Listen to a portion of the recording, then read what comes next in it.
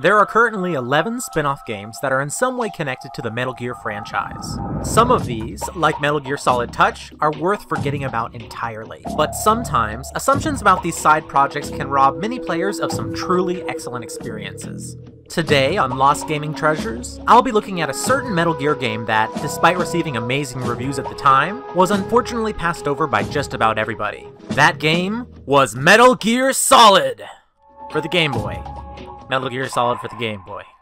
Let's begin with a story. Back when I was a youngster, we didn't have things like this internet, and my only real source of gaming news was my monthly copy of Nintendo Power. One day at the store, my brother and I were allowed to pick out one game each for our Game Boys.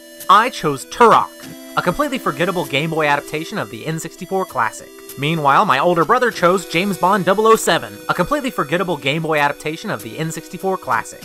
Needless to say, these were some dark times. As I was playing through these cheap, poorly made spin-off titles, I one day saw a review of a game in my Nintendo Power which shared a name with something I'd been watching my brother play on his PlayStation. Metal Gear Solid. At first, I thought this was impossible. Watching him play Metal Gear Solid was like catching glimpses of Die Hard on TV. It was tough and action-packed, and it was also several years beyond me at the time, something which made it all the more alluring. Reviews were saying that this game was able to translate the action of the PlayStation hit down to the small screen, something I couldn't even wrap my mind around at the time. I was too young for the bigger game, but yes, this was the Metal Gear game for me!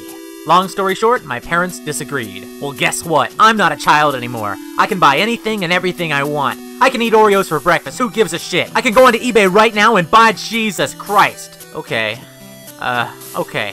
I suppose there's a chance that Konami could one day re-release this game onto the 3DS eShop, but honestly, have you seen Konami lately?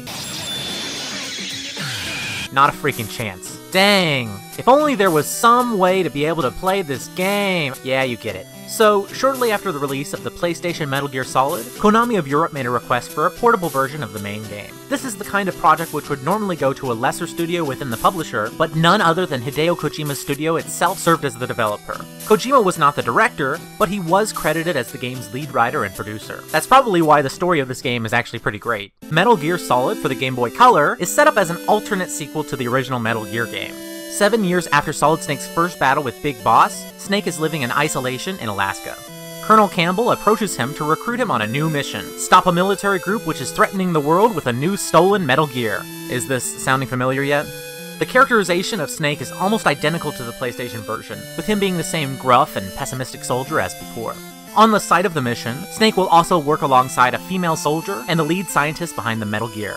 I wouldn't say that any of these replacements are a match for their PlayStation counterparts, but there are some pleasing surprises and plot turns along the way. The antagonists this time around are the Gindra military and the Special Forces unit Black Chamber, which consists of a long-range hunter, a creepy psychic serial killer, a bulky guy with a heavy weapon, a covert spy who isn't revealed until the last minute, and their leader, a guy with long hair and a name that means Snake. Okay, so this is actually sounding a little bit more like a Metal Gear Solid knockoff than I wanted, but the main characters are fleshed out well enough to separate them. The dialogue here is also surprisingly good, and is unafraid to tackle some serious issues. Here's a quick list of a few of the adult themes which somehow made it through, but keep in mind that this game was rated E for everybody. Murder! Deathbed conversations! Ethnic cleansing! The death of an ally! More murder! It's important to note that this game's name wasn't Metal Gear Solid everywhere, just in the West where stupid marketing is almost a given. This game's true name is Metal Gear Ghost Babel, which I'd hope is pretty obvious from this video's title. It's certainly a ridiculous enough title to fit in with the rest of the series, but this game actually is much more Metal Gear than Metal Gear Solid. And, oh, I see what they did there. Anyway, I say calling it Metal Gear is a better fit than Solid, because the gameplay was ripped almost entirely from the non-Western released Metal Gear 2. It would actually be another 5 years from this game's release before the original MSX Metal Gears would get their first Western releases in subsistence. So for reviewers at the time, Ghost Babel seemed to vastly improve from the NES Metal Gears we had known. Speaking of the MSX games, one of Ghost Babel's best aspects is how successfully it brought that gameplay to a system which only consisted of A, B, start, select, and the control pad. All of the staples are here. Snake can run, crawl, knock on walls, knock out enemies, and of course hide in boxes. On top of this, he has a huge selection of weapons and items to find and use throughout his mission. He also has access to the codec and even a cute little Soliton radar. The only concession made for being on a handheld was breaking the solo campaign into 13 different missions, which always pick up where the previous one left off. These do manage to be widely varied, with locations such as a jungle, sewers, factory, power plant, desert, cliffside, and the Metal Gear hangar.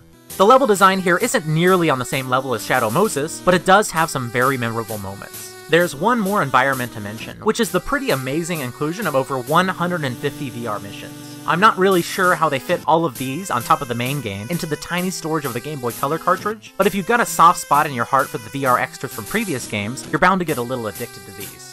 Putting everything together, we have the only Metal Gear spin-off game that brings the series' signature stealth gameplay to a handheld, and presents an interesting story to boot. So why, you may be asking, was this game so totally forgotten about? Well, to quote Jim Sterling, Konami is Konami, and Konami is the worst. I'm not really sure I can put into words how stupid it was to give this game the exact same name as Metal Gear Solid. To a clueless marketer, I'm sure this sounded great, but they were basically just ensuring that this game would have no real audience. Okay, so this isn't quite the same, but just imagine for me if Nintendo, when making Link's Awakening, had decided instead to just name it A Link to the Past. Rather than the Game Boy game seeming like its own product and an essential entry in the series, this instantly gives off the impression that this game is, like, some kind of a port of A Link to the Past, but lesser in some way. Well, calling this game Metal Gear Solid is dumber than that. On top of the confusion as to whether this was really a true entry to the series, this also directly linked it to a mature-rated game.